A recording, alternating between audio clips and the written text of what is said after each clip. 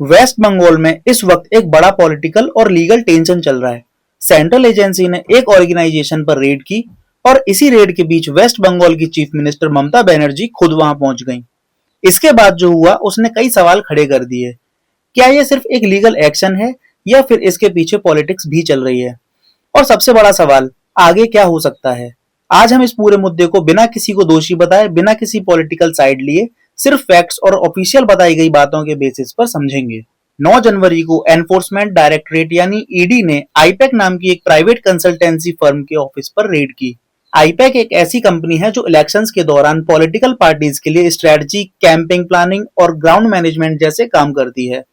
Waste Bengal में इसे TMC के काफी करीब माना जाता है। इसी वजह से ये रेड और भी ज्यादा डिस्कशन में आ गई। ईडी के मुताबिक ये रेड वेस्ट बंगाल से जुड़े एक पुराने अलीग्ड कोल स्मगलिंग और मनी लॉन्ड्रिंग नेटवर्क की इन्वेस्टिगेशन का हिस्सा है। एजेंसी का कहना है कि इस केस में इलीगल कोल ट्रेड से आया पैसा कई चैनल्स के थ्रू घूम रहा था और इन्हीं पैसों के मूवमेंट और पॉलिटिकल कंसल्टेंसी के बीच के फाइनेंशियल लिंक को वेरीफाई करने के लिए ये सर्च ऑपरेशन किया गया। यहाँ भी एक बात क्लियर रहनी चाहिए, ये ईडी का एलिगेशन है जिसका फाइनल फैसला कोर्ट के हाथ में है। इसी रेड के दौरान ममता बनर्जी खुद उस जगह पहुंची। मीडिया रिपोर्ट्स के मुताबिक उन्होंने वहां से कुछ फाइल्स और डिजिटल डिवाइसेस अपने साथ ले जाने का दावा किया। बाद में ममता बनर्जी ने खुद ये कहा कि ये डॉक्यूमेंट्स टीएमसी की इंटरनल पार्टी स्ट्रेटेजी और इलेक्शन प्लानिंग से जुड़े हुए थे, जो कॉन्फिडेंशियल थे और उनका ईडी की इन्वेस्टिगेशन से कोई लेना देना नहीं था। इसके बाद टीएमसी और ममता बनर्जी की तरफ से ये कहा गया कि ये पूरी एक्शन पॉलिटिकली मोटिवेटेड है। उनका आरोप है कि सेंट्रल एजेंसीज का इस्तेमाल पॉलिटिकल प्रेशर बनाने के लिए हो रहा है। यहीं पर मिसयूज ऑफ कॉन्स्टिट्यूशनल एजेंसी का एलिगेशन भी लगाया गया और इसी के रिस्पॉन्स में टीएमसी की तरफ से ईडी और सीएपीएफ के खिलाफ एफआईआर दर्ज कराई गई। ये सारी घटनाएं उस वक्त हो रही हैं जब वेस्ट बंगाल में 2026 के असेंबली इलेक्शंस पास आ रहे हैं।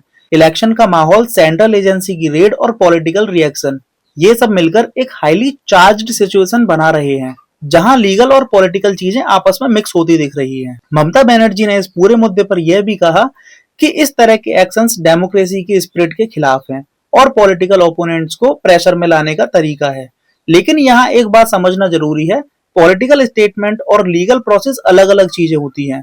लीगल प्रोसेस में आखिरी फैसला सिर्फ कोर्ट का होता है। जब तक कोर्ट किसी एलिगेशन को कंफर्म नहीं करता तब तक ना किसी को दोषी माना जा सकता है और ना ही किसी क्लेम को फाइनल सच। अब सवाल उठता है, आगे क्या हो सकता है?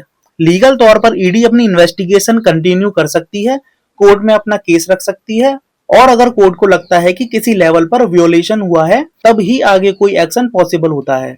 अभी के टाइम पर कोई फाइनल वर्डिक्ट या डायरेक्ट एक्शन अनाउंस नहीं हुआ है। इसी बीच एक सवाल लोग पूछ रहे हैं, क्या वेस्ट बंगाल में राष्ट्रपति शासन लग सकता है? कॉन्स्टिट्यूशन के हिसाब से राष्ट्रपति शासन तब लगता है जब राज्य में गवर्नेंस कंप्लीटली फेल हो जाए। सिर्फ पॉलिटिकल टेंशन, एलिगेशंस या रेड होने से प्रेसिडेंट रूल ऑटोमेटिक नहीं लग जाता। इस वक्त राष्ट्रपति शासन सिर्फ एक स्पेकुलेशन है, कोई कंफर्म्ड या ऑफिशियल प्रोसेस नहीं है। अगर पूरे सीन को एक लाइन में समझें तो इतना ही कहा जा सकता है कि ईडी ने अपनी कानूनी दायरे में रेड की, टीएमसी और ममता बनर्जी ने इसे पॉलिटिकल प्रेशर बताया। मैटर कोर्ट और लीगल प्रोसेस के थ्रू आगे बढ़ेगा और जब तक कोर्ट का फाइनल डिसीजन नहीं आता तब तक कोई भी बात फाइनल सच नहीं मानी जा सकती। दोस्तों, इस वीडियो का पर्पस किसी को टारगेट करना नहीं था, बल्कि आपको पूरा कॉन्टेक्स्ट और क्लैरिटी देना था। अगर आपको लगता है कि इस तरह के फैक्ट बेस्ड और न्यूट्रल एक्सप्लेनेशन जरूरी हैं, तो कमेंट करके अपनी राय जरूर बताएं। वीडियो अगर पसंद आया हो तो लाइक करें और ऐसे ही क्लियर एनालिसिस के वीडियो देखने के लिए चैनल को सब्सक्राइब करें। मिलते हैं नेक्स्ट वीडियो में स्मार्ट जन इनसाइडर पर।